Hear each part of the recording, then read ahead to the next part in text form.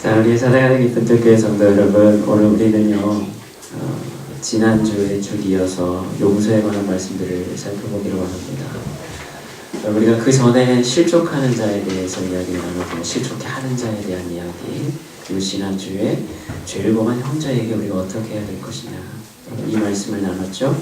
오늘 본문의 말씀은요, 사실 그것보다 더 한 걸음 더 나아갈 것일 수도 있죠. 왜냐? 굉장히 어려운 일이기 때문에 그렇습니다. 자, 오늘 본문의 말씀을 통해 주님께서요, 베드로에게 지금 하시는 말씀은 뭡니까? 너는 무제한적인 용서를 해야 된다. 오늘 그 말씀을 지금 하고 계시죠. 여러분, 그리고 오늘 우리는 이 말씀을 통해서요, 그래서 굉장히 많은 부담감을 가질 수밖에 없습니다. 왜 그럴까요? 주님이 말씀하시는 것을 우리는 결코 행하기가 쉽지 않기 때문입니다. 조금 더 솔직하게 말씀드리면 불가능하죠. 그렇죠? 여러분, 우리가 용서해야 될 일이 참 많죠. 용서받아야 될 일들도 참 많습니다. 그런데 그것을요, 우리가 무제한적으로 계속해서 그 일을 해야 된다는 거, 그것이 굉장히 쉽지 않은 일입니다. 현실적으로는 굉장히 불가능해 보이는 일이죠. 과연 우리가 그렇게 많은 용서를 할 수 있을까? 아니, 과연 그렇게 용서하고 싶은 마음이 과연 나에게 있을까? 우리는 이 질문을 할 수밖에 없죠. 하지만 오늘 주님은 우리에게 뭐라고 말씀하세요? 그리해야 한다라는 거예요.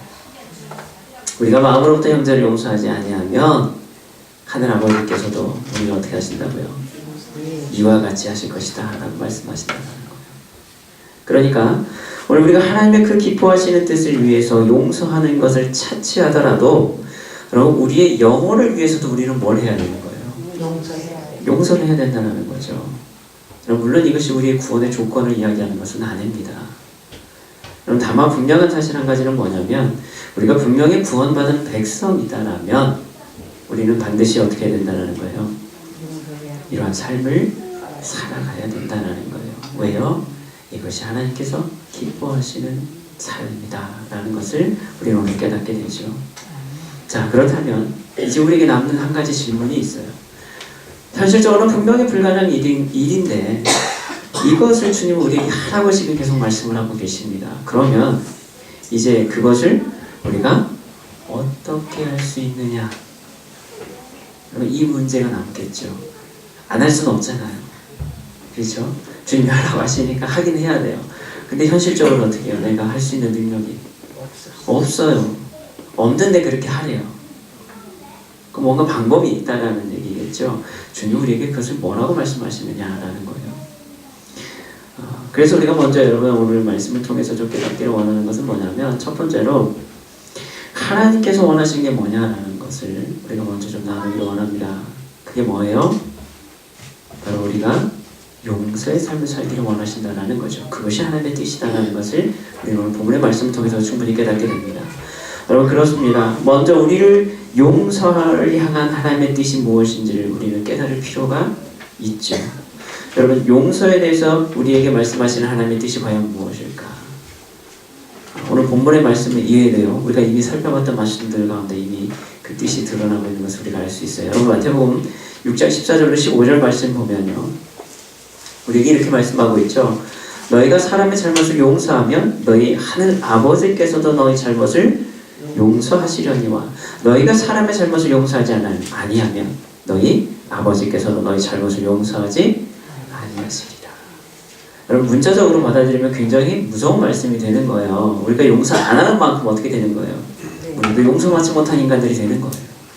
그렇죠? 마가복음 여러분 11장 25절에도 이렇게 말씀합니다. 서서 기도할 때 아무에게나 혐의가 있거든 용서하라. 그리하여야 하늘에 계신 너희 아버지께서도 너희 허물을 사하여 주시리라. 그러니까 여러분, 우리가 기도하다가도 무엇인가 허물이 생각나거든 어떻게 해야 돼요? 먼저 용서해야 된다는 거예요. 그렇죠? 그래야 우리도 그렇게 용서받을 수 있다는 거예요. 여러분, 에베소서 4장 32절에도 이렇게 말씀합니다. 서로 친절하게 하며 불쌍히 여기며 서로 용서하기를 하나님이 그리스도 안에서 너희를 용서하심 같이 하라 라고 이렇게 말씀하고 있죠. 골로새서 3장 13절에도 누가 누구에게 불만이 있거든 서로 용납하여 피차 용서하되 주께서 너희를 용서하신 것 같이 너희도 그리하고. 마태복음 5장 23절 24절에 보면요 또 이런 표현이 있죠. 여러분 우리가 봤던 말씀들인데요. 그러므로 예물을 제단에 드리려다가 거기서 내 형제에게 원망 드릴 만한 일이 있는 것이 생각나거든 예물을 어떻게 해요? 제단 앞에 두고 먼저 가서 형제와 화목하고 그 후에 와서 예물을 드려라. 여러분 이 말씀도 잘 보면요 형제와의 화목을 위한 전제 조건이 있습니다. 화목을 하려면 어떻게 해야 되는 거예요? 먼저 용서해주고 용서받아야 되는 거예요. 그래야지 어떻게 돼요? 화목할 수 있게 되죠. 그 화목이 이루어져야 그 다음에 뭐 하라는 거예요? 제단에 가서 예물 드리고 예배 드리라는 거예요. 그 화목이 첫 번째인 것을 오늘 우리에게 말씀하고 있죠. 바로 용서를 통한 화해, 이것이 곧 화목을 만드는 비결인 것을 우리도 깨닫게 됩니다. 여러분 이상의 말씀들을 살펴볼 때 분명한 건 뭐예요?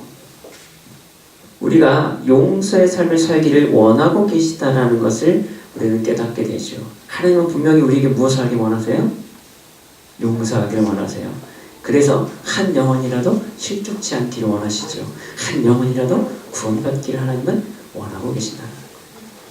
그 시작이 여러분 그리고 그 완성이 바로 이 용서다라는 것을 우리에게 말씀하고 있죠. 그래서 35절 말씀도 분명히 우리에게 말씀하잖아요. 우리가 이렇게 용서하지 않으면 그래서 하나님께서도 우리를 용서하지 아니하실 것이다라는 거예요. 여러분 그렇습니다. 오늘 앞에서 우리가 살펴본 것처럼 용서는요. 그래서 먼저는 누구를 위한 거예요? 나를 위한 거가 되는 거예요. 그렇죠. 또한 그것은 누구를 위한 거예요? 상대방을 위한 것이기도 합니다. 나를 살리는 것이고요. 상대방을 살리는 일이에요. 그래서 용서해야 된다라고 오늘 말씀하고 있죠. 그러나 앞에서 말씀드렸듯이 그것이 우리의 힘으로, 내 능력으로, 내 마음으로 여러분 그렇게 용서를 쉽게 할 수 없다라는 것이 우리의 가장 큰 문제지요. 중요한 것은 엄밀하게 말하면 우리는 그렇게 용서할 마음이 없다라는 거예요. 그렇죠? 용서할 마음이 없는 거예요, 사실은. 할 수 없는 게 아니라요. 용서할 마음이 우리에게는 없는 거예요. 그게 우리다라는 거예요. 그래서 오늘 본문은요. 우리에게 오늘 주님께서 베드로를 통해서 분명하게 보여주시는 말씀이 있다는 거예요. 오늘 우리가 살펴본 오늘 이 비유의 말씀 바로 그것을 우리에게 보여주고 있습니다. 그래서 오늘 우리가 본문을 통해서 여러분 나누기를 원하는 거 두 번째는 바로 이거예요. 용서의 가치는요. 횟수에 있는 것이 아니다라는 거예요.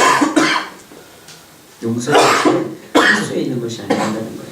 이 의미를 우리가 조금 더 다시 볼게요. 여러분 앞절에서 오늘 주님께서 용서에 관한 말씀하신 것에 대해서 베드로가 이제 묻죠. 그럼 주님, 형제가 내게 죄를 범하면 내가 몇 번이나 용서해야 됩니까? 7번까지 하면 됩니까? 라고 이렇게 질문을 하죠. 자, 이렇게 묻는 베드로는요, 나름대로 굉장히 의기양양함이 있었을 것입니다. 왜 그랬을까? 그가 지금 7번 이렇게 용서하면 됩니까? 라고 물었을 때는요, 의도가 있어요. 그 의도가 뭐냐? 여러분, 바로 이거다라는 거예요. 오늘 주님의 가르침을 자기는 잘 이해하고 내가 그것을 따를 준비가 되어 있습니다. 주님, 저는 그렇게 할 수 있을 것 같은데 내가 7번이 그렇게 용서해주면 될까요? 라고 이렇게 지금 질문하는 의도 가운데는 뭐예요? 아, 나는 그렇게 할 수 있습니다. 난 그렇게 하겠습니다. 라는 의미가 담겨 있을 수 있습니다. 의도가 있어요. 왜냐하면 당시의 유대인들은요, 자신들의 종교적 책무를 수치화하는 특성이 있었다는 거죠. 여러분, 우리가 앞에서 지금 유대인들의 특징들에 대해서 조금씩 배웠지만 그들은요, 율법을 굉장히 수치화하는 걸 좋아한다라고 말씀을 드렸죠. 그래서 안식일을 지킬 때 몇 킬로까지 가면 안식일을 범하는 것이 아니고 그 몇 킬로를 벗어나면 안식일을 범하는 것이고, 구덩이에 빠져있는 양을 건질 때도 어떻게 건지면 직접 건져내면 안식일을 범하는 것이고, 양이 올라올 수 있도록 사란이나 이런 것들을 집어던져서 밟고 올라오게 만들어주면 안식일을 범하는 것이 아니고, 여러분 이런 의미들을 가지고 있었다는 거예요. 마찬가지예요. 이들이 용서에 대한 개념도 똑같다는 거예요. 당시에 이 유대인들이 이 종교적인 율법 가운데 보면 이걸 굉장히 수치하는 걸 좋아했다는 거예요. 용서도 마찬가지인데 그 중에 벤시라고 하는 사람은요, 이 범죄한 이웃에게 그가 용서를 할 때 몇 번을 하라고 이야기를 하고 있냐면 2번이라는 거예요. 그러니까 외교경의 이 집회서 같은 경우에 이렇게 표현이 되어 있어요. 2번 너는 뭐예요? 용서해줘. 이게 율법적으로 이렇게 정의하고 있다는 거예요. 당시에 다른 이 랍비들은 사람이 죄를 범하면 몇 번 용서해주냐? 3번까지 용서해라 라고 이렇게 권고하고 있습니다. 그러니까 1번, 2번, 3번까지는 어떻게 해요? 용서해 주라는 거예요. 받아주라는 거예요. 그런데 4번째는요? 4번째는 용서하지 말라. 이게 당시 랍비들의 가르침이었어요. 그러니까 1번, 2번, 3번까지는 용서해요. 그런데 4번째가 되면 이제 더 이상 용서하지 않아도 되는 거예요. 그러니까 이들에게 관심은 뭐예요? 내가 몇 번 했느냐가 굉장히 중요한 거예요. 그러니까 횟수가 중요한 거예요. 3번은 받아들일 수 있다는 거예요. 내가 한 번 했어. 내가 2번 참았어. 3번 참았어. 한 번만 더 하면 가만한다. 이게 여러분 당시의 가르침이었다는 거예요. 오늘 그런데 그에 비해서 베드로는 어떻게 얘기해요? 주님 그럼 저를 7번 하면 되겠습니까? 라고 얘기를 하죠. 이 말의 뜻은 뭐예요? 지금 베드로에게 있어서는요, 당시 유대인들의 그 율법적 용서의 개념을 능가하는 그들의 가르침을, 랍비들의 가르침은 지금까지 뭐예요? 3번만 용서하라고 얘기를 했는데, 주님 그럼 우리는 나는 7번 용서하면 되겠습니까? 이야기를 하죠. 나는 그만큼 더 그들보다 관대하면 2배 정도 더 하면 되지 않겠습니까? 여러분 이 표현을 지금 쓰고 있는 거예요. 그래서 7번이라는 표현을 보면 구약적 개념에서요, 여러분 가인이 자기를 이 죽인 자에 대한, 그러니까 자기에게 해를 끼칠 자에 대해서 여러분 복수를 다짐할 때요 7배의 복수를 얘기합니다. 그러니까 자기를 괴롭히면 어떻게 해요? 7배를 복수하겠다는 거예요. 그리고 구약에 또 보면 이 레위기의 구속을 위해서 피를 7번 뿌리는 것, 그러니까 7이라는 개념이 여러분 있죠. 그리고 죄에 대해서 7배의 형벌을 받는 것. 여러분 그 완전함의 상징을 뜻하는 바로 이 7이라는 숫자, 바로 이런 의미에서 또 베드로가 7의 의미를 이야기하는 것이다 라고 학자들도 이야기하기도 합니다. 근데 여기서 핵심은 뭐냐면 베드로의 7의 개념은 뭐예요? 횟수의 제한이 있다는 거예요.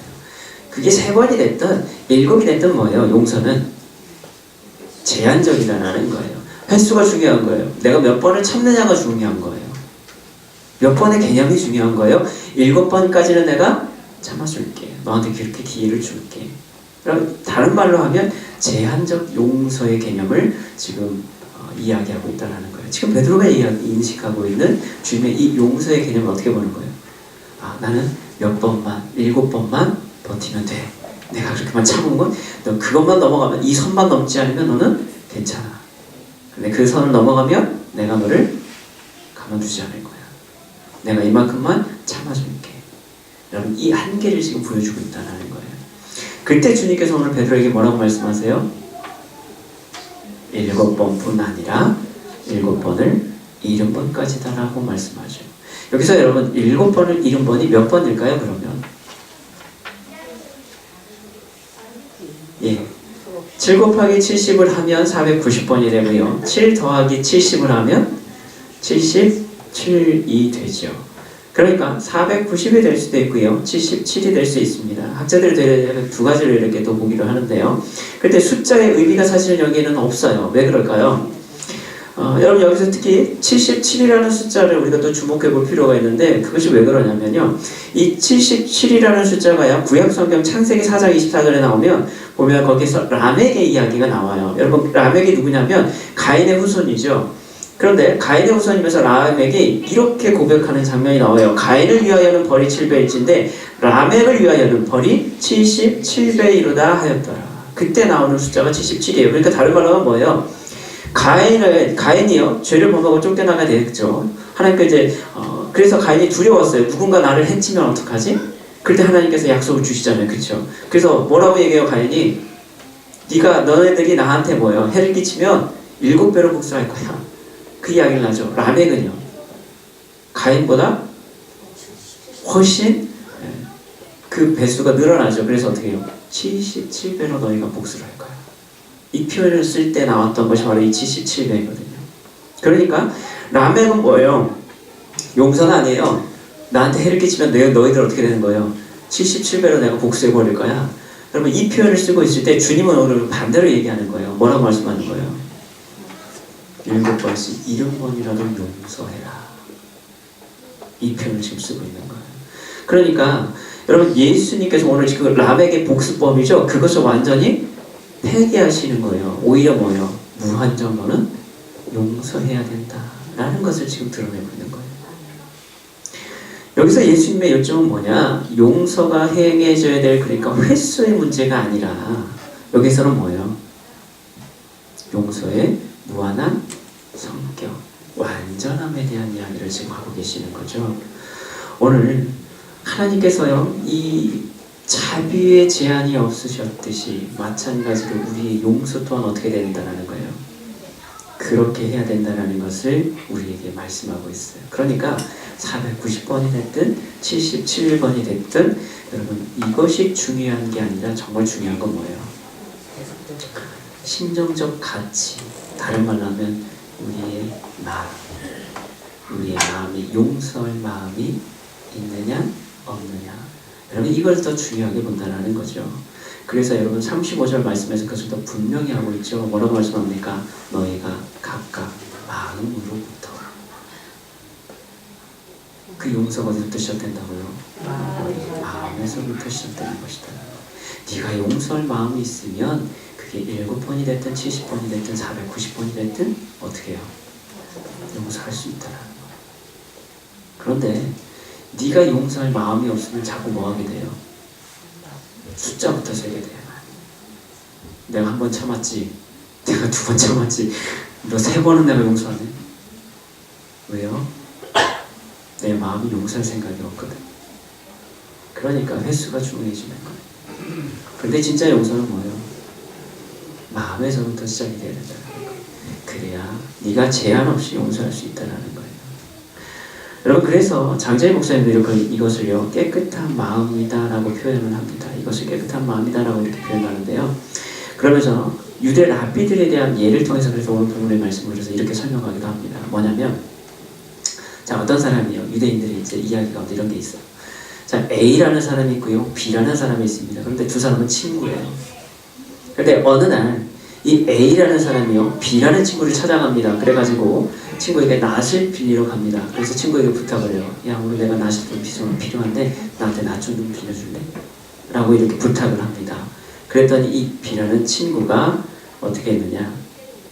나는 낫을 너한테 빌려줄 수가 없어. 나 오늘 못 빌려줄 것 같아.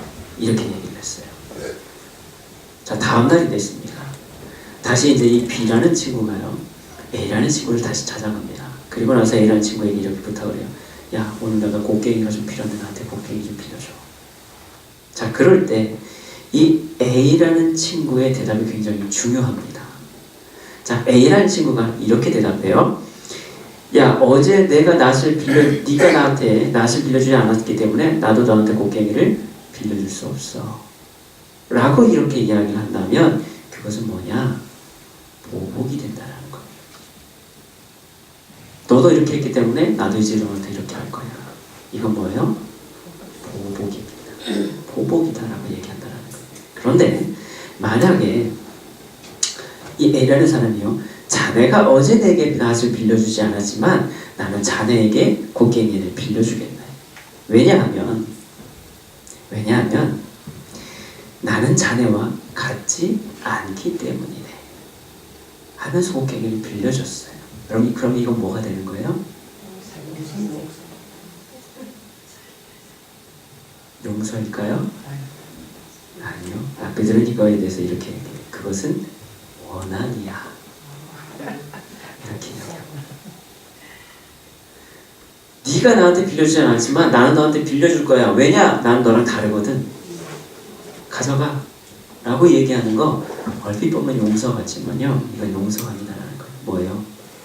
원한이다라는 거예요. 내가 너보다 더 우월해. 난 너보다 더 나은 사람이야를 드러나는 것밖에 안 되는 거예요. 그럼 진짜 여러분 용서는 뭐냐?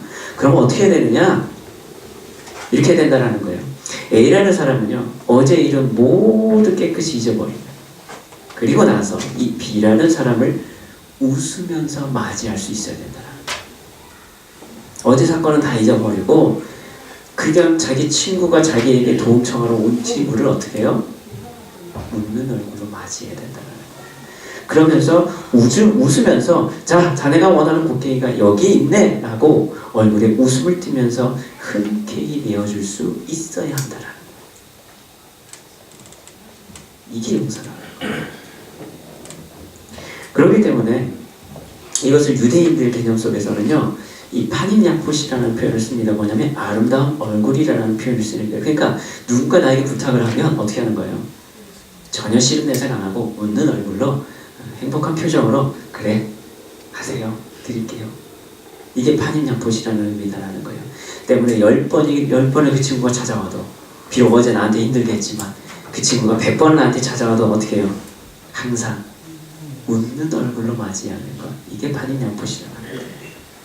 그리고 오늘 하나님께서 나온 모든 사람들이 하나님을 아버지로 모시는 형제들이고 때문에 그들 모두는 용서의 대상인 것이고 그렇기 때문에 내가 하나님께 그렇게 용서를 받을 수 있다라는 거예요. 그 개념이 유대인들에게는 있다라는 거죠. 여러분 그렇다면 오늘 우리는 과연 몇 번이나 용서할 수 있을까? 여러분 우리가 이 질문을 한번 생각해 봐야 된다는 거예요. 여러분 내 용서의 한계는 과연 몇 번일까요? 여러분 몇 번까지는 봐주시겠어요? 얼마나 봐주실 수 있으세요? 3번입니까? 7번입니까? 490번입니까? 여러분 몇 번이세요? 우리가 얼마나 자주 용서를 하고 있을까요? 그런데 오늘 우리가 생각해야 될 건 뭐냐? 내가 몇 번이냐가 중요한 게 아니다라는 거예요. 진짜 우리가 용서할 마음이 있느냐? 내가 그 사람을 정말 웃는 얼굴로 맞이할 수 있는 그 마음이 나에게 있느냐? 여러분 이것이 중요한 것이다라는 거예요. 오늘 우리가 아무리 말로는 용서한다 할지라도요 마음으로부터 용서하지 않으면 그래서 용서가 아니다라고 얘기하는 겁니다. 예수님 그래서 우리에게 그 용서의 근원은 마음에서부터 나와야 되는 것이다 라고 말씀하고 있는 거고요. 그리고 오늘 우리에게 그 용서의 비결에 대해서 그래서 비유의 말씀 통해 우리는 깨닫게 되죠. 그 비결, 여러분 그렇게 용서할 수 있는 이유가 뭐냐? 주님은 그래서 그것을 비유로 오늘 우리에게 말씀해주고 있어요. 그 핵심이 뭘까요? 오늘 세 번째로 그래서 우리가 나눠야 될 말씀은 이거 같아요. 뭐냐면 용서는요 은혜로 되어지는 겁니다. 그래서 용서는 은혜로 되어지는 거예요. 무슨 말일까요? 주님이요 오늘 어떤 임금이 결산할 때 10,000달란트 빚진 자를 데려오는 이야기로 그 비유를 시작을 합니다. 자, 이 사람은요 갚을 능력이 없어요. 갚을 것이 아무것도 없었어요. 여러분 여기서 1달란트가요 대략 어느 정도의 양이냐면요 일반 이 병사 한 사람이요 등에 메고 나를 수 있는 무게를 보통 이 1달란트로 이야기를 합니다. 그래서 75 내지 100파운드 정도 된다고 하고요. 보통 금이나 은 같은 것을 이야기를 했죠. 그래서 보통 1달란트가 6,000데나리온 정도의 가치를 가집니다. 그러니까 1데나리온이 노동자 하루 품삯이라고 말씀을 드렸죠. 그러니까 1달란트는요 6,000데나리온이니까 대략 이 노동자의 20년치 품삯에 해당되는 금액이죠. 그런데 이 사람이요 얼마에 빚을 졌어요? 10,000달란트예요. 그러니까 개념적으로 보면요 대략적으로 지금 계산을 해봐도요 10,000달란트면 달러로 계산했을 때 120억 정도, 그러니까 120억 달러 정도 돼요. 그러니까 우리나라 화폐로 환산을 하면 대략 13조 5천억이 넘는 금액인 거예요. 이 10,000달란트가 작은 게 아니죠. 당시 유대 지역에서요 세금으로 걷어가는 달란트가 뭐 500, 600달란트 정도밖에 안 됐다고 하니까 이 지금 10,000달란트의 규모가 얼마나 큰지 여러분 상상이 안 되죠. 웬만한 나라 예산에만 먹을 수도 있어요. 그렇죠? 자, 이 정도 되는 가치라는 거예요. 이것은 그 종의 그래서 개인의 힘으로는 절대로 갚을 수가 없는 정도의 굉장히 큰 금액이라는 것을 지금 주님 말씀하고 있는 거예요. 그러니까 이 사람은요, 파산할 수밖에 없는 거예요. 아무리 여러분 평생을 노력해도 갚을 수가 없어요. 몇 년을 갚아야 될지, 몇십 년만 년 동안을 갚아야 될지 여러분 알 수 없는 금액인 거예요. 그 정도로 큰 금액을 이 사람은 빚을 졌던 거예요. 개인의 힘으로는 도저히 갚을 수 없습니다. 이에 임금이 뭐라고 얘기해요? 너는 네 몸과 아내와 자식들과 네 모든 수의를 다 팔아가라. 그걸 다 팔아봐야 어림도 없죠. 근데 그렇게라도 갚으라고 오늘 이 임금이 얘기합니다. 그때 이 사람이 어떻게 해요? 바짝 엎드리죠. 그러면서 뭐라고 얘기해요? 내가 다 갚겠습니다 라고 사정을 하죠. 그런데 여러분 현실적으로 이게 이 말이 믿을 수 있는 말인가요? 믿을 수 없는 말이에요. 왜요? 갚는다는 게 불가능한 일이거든요. 그렇죠. 그러니까 되지도 않는 지금 이 사람은요, 거짓말까지 하면서 어떻게 하는 거예요? 갚을 테니까 제발 살려만 주십시오 라고 얘기를 하는 거예요. 갚을 능력도 안 되고요, 갚을 수도 없는 건데, 불가능한 건데, 누가 봐도 불가능한 건데요, 그럼에도 불구하고 그가 간절하게 엎드려서 사정하시고 기도합니다. 간구합니다. 그랬을 때 이 주인이 어떻게 해요? 이 임금이 그를 불쌍히 여겨 모든 빛을 탕감하여 줬습니다. 그렇죠. 내가 봐도 너는 도저히 이거 갚을 능력 안 돼. 그냥 내가 용서해 줄게. 용서를 해줬어요. 자, 그런데 문제는 뭡니까? 이 종이 탕감을 받고 오는 길에 누굴 만나요? 자기에게 데나리온의 빛을 진 또 다른 종을 만나게 됩니다. 자, 그러니까 그가 어떻게 해요? 그 사람을 붙들고 끝까지 그 빚을 받으려고 하죠. 그러다가 결국 어떻게 해요? 그 사람을 감옥에다가 가두어 버리죠. 100데나리온이니까 그러면 여러분 얼마나 될까요? 100데나리온이면 대략 그러니까 한 석 달치 이 정도의 품삯이 되겠죠. 자기는요, 얼마에 빚을 졌어요? 계산도 안 되는 여러분 빚을 진 사람이 용서를 받았죠. 그런데 석 달이면 갚을 수 있는 빚을 진 사람에게는 끝까지 그 돈을 받아내려고 했다라는 거예요. 그 소식이 임금의 눈길까지 들어가게 됩니다. 그리고 다시 불려와서 이 사람은 어떻게 다시 자기도 감옥에 갇혀버리게 되죠. 여러분 여기에서 이 비유의 핵심이 그래서 우리가 33절에 보면 등장을 합니다. 33절에 뭐라고 되어 있어요? 여러분 한번 같이 한번 읽어볼까요? 33절 시작. 내가 너를 불쌍히 여긴 것 같이 너도 내 동료를 불쌍히 여김이 마땅하지 아니하냐. 여러분 이 비유의 핵심은 오늘 여기에 있는 거예요. 내가 너를 불쌍히 여긴 것 같이 너도 내 동료를 불쌍히 여김이 마땅하지 아니하냐. 주님 오늘 여러분 이 말씀 통해서 우리에게 지금 이 비유를 들려주신 이유가 뭘까요? 여러분 그렇습니다. 사랑하는 교회 우리 성도 여러분, 오늘 용서의 비밀, 우리가 무제한적인 용서를 할 수 있는 비결은 그래서 어디에 있어요? 내가 하는 것이 아니다라는 거. 뭡니까? 용서의 은혜를 깨달은 자가, 오늘 용서를 받은 자가 할 수 있게 되는 것이다라는 거. 용서는요, 내 힘으로 하는 게 아니라 내가 용서받은 자임을 깨닫는 자가 하게 된다는 거예요. 여러분 생각해 보십시오. 지금까지 우리가 살아오면서 얼마나 많은 용서를 여러분 받으면서 살아왔습니까? 우리가 날마다 죄의 유혹과 연약한 죄성 때문에 우리가 하나님 앞에서 죄를 지으면서 여러분 살아갈 수밖에 없는 존재들이잖아요. 어떤 분이 그걸 계산을 하셨더라고요. 내가 도대체 얼마나 죄를 많이 지었는지 한번 생각해 보세요. 여러분 하루에 몇 번씩 죄를 짓습니까? 평균적으로 여러분 한 번이요? 두 번이요? 아니면 시간마다 한 번씩? 여러분 어떻게 생각하세요? 여러분 하루에 두 번씩만 여러분 진다고 한번 생각해 보세요. 자 그러면 1년이면 몇 번이에요? 700 30 365년 대략 그 정도 되죠? 730 네. 그럼 여러분 지금 몇 년 사셨어요? 곱하기 한번 해보세요. 그럼 몇 번이죠? 계산 안 돼요. 네, 계산이 안 되죠? 그래서 어떤 분은 60만 번이 넘게 내가 죄를 졌구나 이렇게까지 얘기하시는 분도 계시는데 여러분 그렇게 따지면요 우리는 지금도 몇 번 용서받고 있는 거예요. 셀 수도 없이 지금도 용서받고 있는 거잖아요. 그렇죠? 여러분 그렇다라는 거예요. 그게 우리다라는 거예요. 그렇게 살아갈 수밖에 없는 것이 바로 우리다라는 거예요.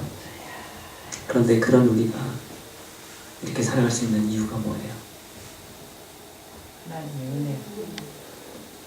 오늘 그것이 바로 하나님의 놀라운 은혜인 줄로 믿습니다. 아멘.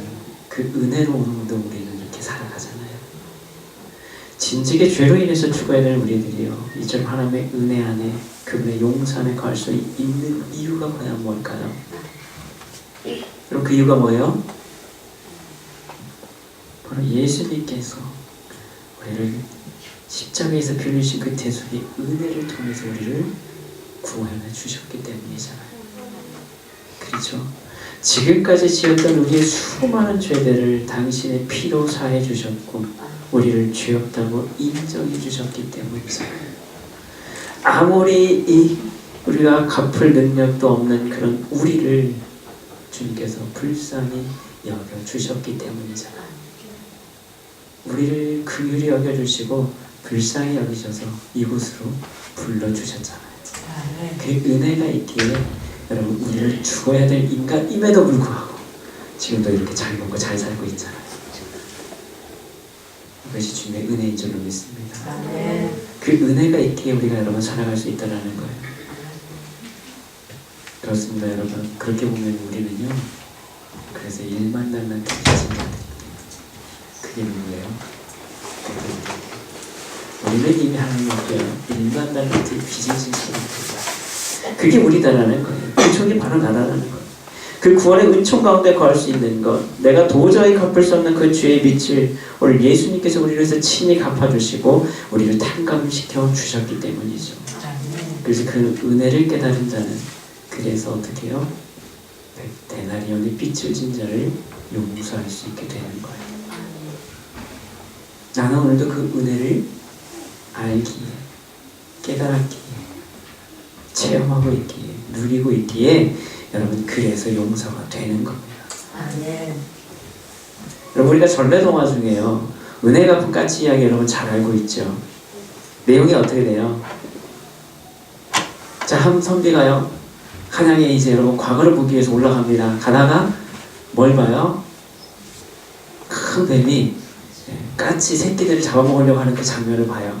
그래서 이 선비가 어떻게 해요? 활을 쏘아서 그 뱀을 죽이고 까치를 구해주죠. 그랬더니 이제 어느 날 이 선비가 이 물꽃을 찾다가 한 여인이, 아름다운 여인이 있는 집에 들어가게 됩니다. 그런데 알고 봤더니 그 여자가 누구예요? 네. 네, 동화를 다른 버전으로 알고 계시잖아요. 자, 그 여자가 누구였느냐? 바로 그 선비가 죽인 뱀의 부인뱀이었어요. 그래서 그 부인뱀이 이 선비를 꽁꽁 묶은 다음에 그 다음에 얘기를 하는 거예요. 날이 새기 전에 저기 있는 종이 3번 울리기 전에, 3번 울리지 않으면 너는 죽을 것이고 울리면 살 것이다 라고 이렇게 왜 그렇게 제안했는지 모르겠지만 어쨌든 그렇게 했어요. 근데 이 선비는 도대체 나를 위해서 종을 쳐줄 사람이 없잖아요. 그러고 있는데 정말 종이 3번 치게 되죠. 그리고 이 선비가 살아나게 됩니다. 그리고 나서 어떻게 된 일인지 그 종이 있는 곳으로 가보니까 어떤 일이 있었어요. 까치가 종을 치기 위해서 머리로 까치 3마리가 그 종을 들이받아서 종을 울리고 죽은 거예요. 그래서 은혜 갚은 까치, 여러분 이 동화가 있죠. 그래서 은혜 갚은 까치. 처음 들어보시는 것처럼 말씀드렸는데 여러분, 이 이야기의 핵심은 뭐냐? 보은이죠. 보은이에요. 한낱 미물이라도요, 은혜를 갚을 줄 안다라는 거죠. 하물며 말할 수 없이 큰 은혜를 입은 우리가 그 은혜를 마땅히 갚아야 하는 또한 분명하다라고 우리가 이야기할 수 있어요. 그런데요, 이게 끝이 아닙니다. 여러분, 우리는요, 우리의 용서의 행위가요, 단순히 이런 보은 때문이거나 우리가 용서함을 받기 위함만이 아닙니다. 사실은 더 큰 게 있어요. 그럼 그게 뭘까요? 나 은혜 받았으니까 나 은혜 갚아야 돼. 어떤 여러분 윤리적인 여러분 그런 도덕적인 의미에서 나 은혜 받았으니까 나 은혜 갚아야지. 하나님 나한테 이렇게 은혜 주셨으니까 내가 이렇게 은혜 베풀어야지. 단순히 여러분 이 정도 수준일까요? 오늘 주님 우리가 말씀하시는 것이 단순히 이런 것을 지금 이야기하고 있는 걸까요? 아니, 더 큰 게 있죠. 그 안에 더 깊은 의미가 있습니다. 더 분명한 이유가 있다는 거예요. 우리가 그것을 누가복음 7장 40절로 43절 말씀을 통해서 이것도 한번 유추해 볼 수 있어요. 자, 누가복음 7장 40절로 43절 말씀을 보면요, 이 사건이 나와요. 예수님께서요 시몬 베드로에게 또 비유로 말씀하시는데 두 빚진 자에 대한 비유를 또 하십니다. 그러면서 베드로에게 물어요. 주님께서 뭐라고 묻냐면, 갚을 것이 없으므로 둘 다 탕감하여 주었으니 둘 중에 누가 그를 더 사랑하겠느냐. 주님이 이 질문을 하세요. 여러분 누가복음 한번 볼까요? 7장에 다시 한번 보세요. 누가복음 7장 한번 보시면 40절로 43절 말씀인데요. 그 앞에 내용부터 쭉 연결되는 스토리긴 한데요. 자, 7장 41절로 43절 말씀 가운데 보면 500데나리온 빚진 자가 있고요, 50데나리온을 빚진 자가 있어요. 이 두 빚진 자 이야기를 지금 하시거든요. 그런데 그 둘 다 탕감을 받았어요. 주인이 다 갚을 능력이 안 되니까 주인이 그 두 사람을 다 탕감해 줍니다. 한 사람은 500데나리온을 탕감해 줬고요, 한 사람은요 50데나리온을 탕감해 줬어요. 그랬더니 그리고 나서 주님께서 베드로에게 다시 묻는 거예요. 야, 이렇게 했는데 그러면 둘 중에 누가 더 나를 사랑하겠느냐? 이렇게 질문하세요. 그때 베드로가 뭐라고 말씀합니까? 많이 탕감받은 자입니다. 많이 탕감받은 자. 그럴 때 예수님께서 그에게 이렇게 말씀하시죠. 이 판단이 다르다. 많이 용서받으면 더 많이 사랑할 수밖에 없다는 거예요. 그럼 여기서 중요한 개념이 뭘까요? 누가 더 사랑하느냐? 사랑을. 그렇죠. 여러분 인터넷에 이렇게 좀 보다 보니까요. 그래서 또 재미있는 예화가 하나 있더라고요. 오늘 말씀과 관련이 돼서 제가 이 예화를 잠깐 소개를 좀 시킬까 해요. 여러분 뺨 맞은 어느 집사님에 대한 이야기입니다. 여러분 혹시 들어보셨는지 모르겠어요. 어떤 교회 이 집사님이 이제 이 직장 전도 훈련에 이렇게 열심히 하시는 분이 계신데, 그 중에 동료분 중에 A라는 거 하는 집사님이 계셨다고 해요. A라고 하는 집사님이 계셨는데 실제 이야기라고 합니다. 그런데 이 A 집사님이요 어느 날 직장 회식 자리에 참석을 합니다. 그런데 자꾸 술을 원하는 이 자리에 이제 참여를 하다 보니까 굉장히 좀 부담이 되죠. 그래서 그리스도의 양심으로 이제 생각할 때 나는 그래도 그리스도인이 그때 술을 마실 수 없습니다. 계속 이렇게 거부를 했었나 봐요. 그런데 어느 날 갑자기 이 직장 상사 중에 하나가 계속 권유를 해도 안 먹으니까 화를 내면서 이 사람의 뺨을 때려버렸다는 거예요. 그러니까 술 기운이 아마 그랬겠죠. 그래서 뺨을 때려버렸어요. 그러니까 처자식도 있고 나이도 있는 사람이 여러 사람 앞에서 뺨을 맞다 보니까 얼마나 창피하고 분했는지 몰라요. 그래서 이분이요 집에 돌아오고 나서 그 다음에 며칠 동안 회사를 결근해버렸습니다. 이 A라는 집사님이. 그래서 결근하면서 막 분을 삭히는 거야. 씩씩대면서요. 야, 그러면서 내가 이런 회사 더 이상 못 다니겠다. 그렇게 창피도 당하고 내가 있는데 어떻게 다니겠냐. 결국 회사를 이제 그만둘 결심을 합니다. 그러니까 무단결근 며칠 동안 해버린 거죠. 결국 사표를 내기 전에 마지막으로 이분이 했던 건 뭐냐, 산에 올라가서 이제 기도를 했다라는 거예요. 회사 그만두기 전에. 뺨 맞은 서러운 생각도 들고 분한 마음도 들고, 또 막상 이제 나이 들어서 또 직장 그만두려다 보니까 어떻게 해요? 막막하잖아요. 걱정도 되잖아요. 그러니까 하기 전에 이제 마지막으로 기도하러 간 거예요. 그래서 이 두려움 가운데 이제 기도하러 갑니다. 간절히 이제 하나님께 기도합니다. 그런데 이분이 기도하시는 가운데 뜻밖의 하나님의 음성을 들었다라는 거예요. 그러면서 이런 음성을 들었다라는 거예요. 너는 겨우 뺨 한 대 맞은 것으로 그렇게 분하고 억울해하느냐? 나는 모든 이에게 멸시천대와 고난을 받았고 너를 위해 십자가를 지었다. 침뱉음을 당하고 저주와 욕설, 살을 찢기는 채찍으로 맞으면서 아무런 자존심도 혈기도 변명도 없이 묵묵히 당신의 십자가를 지고 골고다 길을 걸으셨던 예수님. 당신의 십자가를 지고 그 골고다 길을 오르셨던 예수님, 손과 발에 못을 받고 조롱하던 그 무리들을 저주하지 않으시고 오히려 고통의 십자가 위에서 저들의 죄를 용서해 달라고 하셨던 그 예수님, 그 예수님의 음성이 들려오더라는 거예요. 그러면서 뺨 한 대 맞은 것이 어찌 고난이라고 분해하고 직전까지 그만두려 했을까.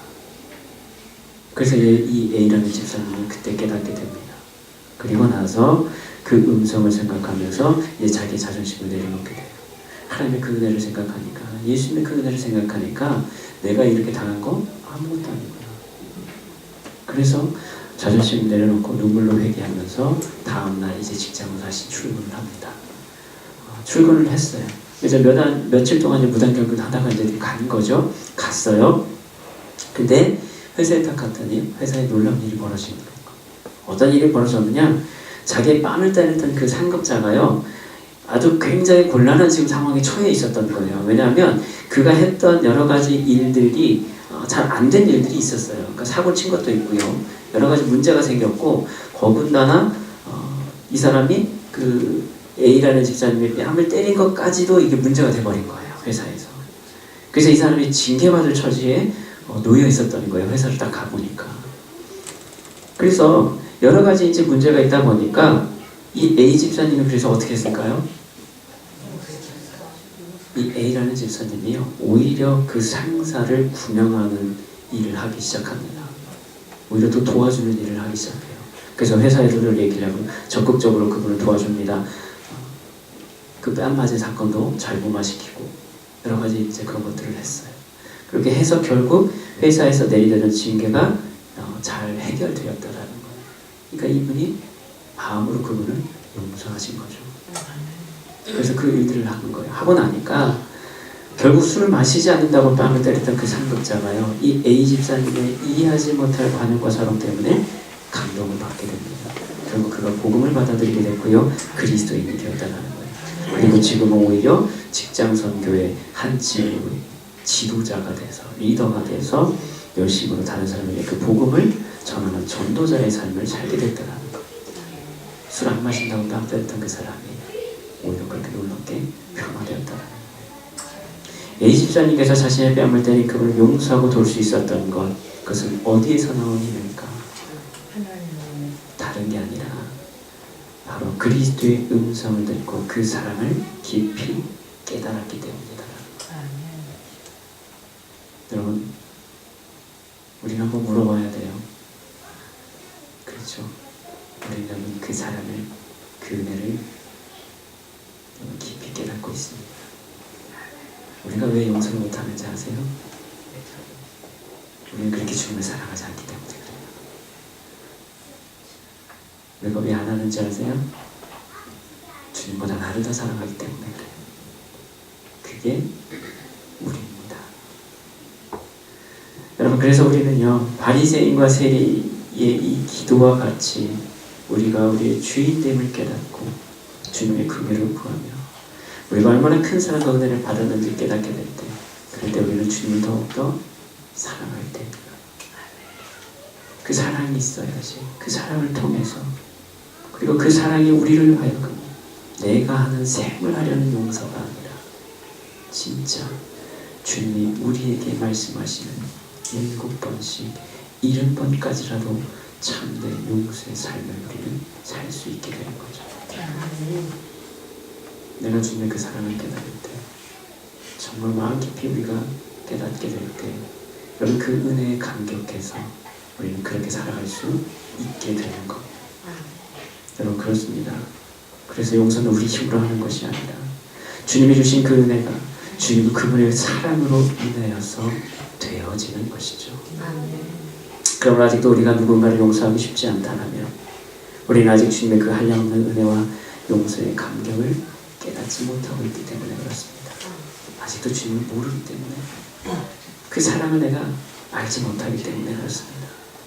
1만 달란트의 빚을 창감받고도 감사할 줄 모르는 메마른 심령으로 우리는 여전히 그렇게 살아가고 있기 때문에 그렇습니다.